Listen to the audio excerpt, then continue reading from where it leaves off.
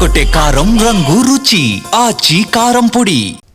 విశాఖలో గోమాంసం అక్రమ రవాణా నిల్వలపై సమగ్ర విచారణకు ఒత్తిళ్లు పెరుగుతున్నాయి. దీనిపై కూటమి భాగస్వామి పక్షాలైన జనసేన, బీజేపీలు స్పందించాయి. కేసుపై డిప్యూటీ సీఎం పవన్ దృష్టి సారించారు. బాధ్యులైన వారిని గుర్తించి కఠినంగా శిక్షించాలని బీజేపీ డిమాండ్ చేస్తోంది.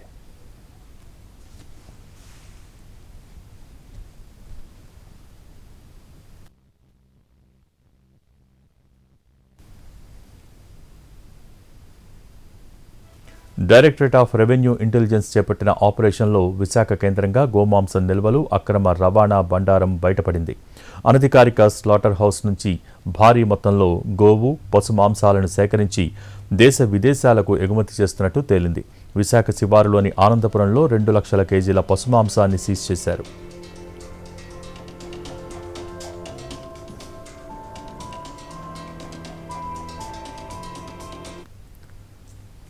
దేశంలో ఇప్పటికే గోవు మాంసంపై నిషేధం ఉంది. అయితే శ్రీమిత్ర కోల్డ్ స్టోరేజ్లో mister Mish overseas private limited సంస్థ, దాని నిర్వాహకులు మహమ్మద్ ఫర్నాన్, ఉమర్ శాంషీలు నిబంధనలు ఉల్లంఘించారని తేలింది. ఇప్పటికే మహమ్మద్ ఫర్నాన్ను డీఆర్ఐ అరెస్ట్ చేయగా సెంట్రల్ జైల్లో రిమాండ్ ఖైదీగా ఉన్నాడు.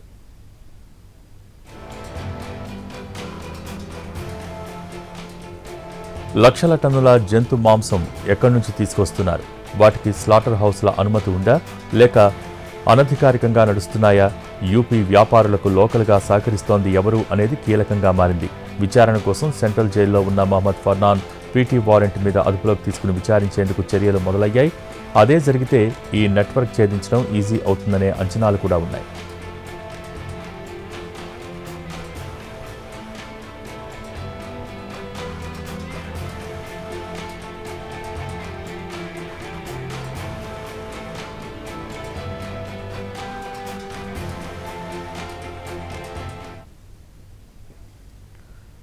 ఈ కేసు పురోగతిపై విశాఖ సిపితో డిప్యూటీ సీఎం పవన్ మాట్లాడారు. సమగ్ర దర్యాప్తు జరిపి బాధ్యులపై చర్యలు తీసుకోవాలని ఆదేశించారు.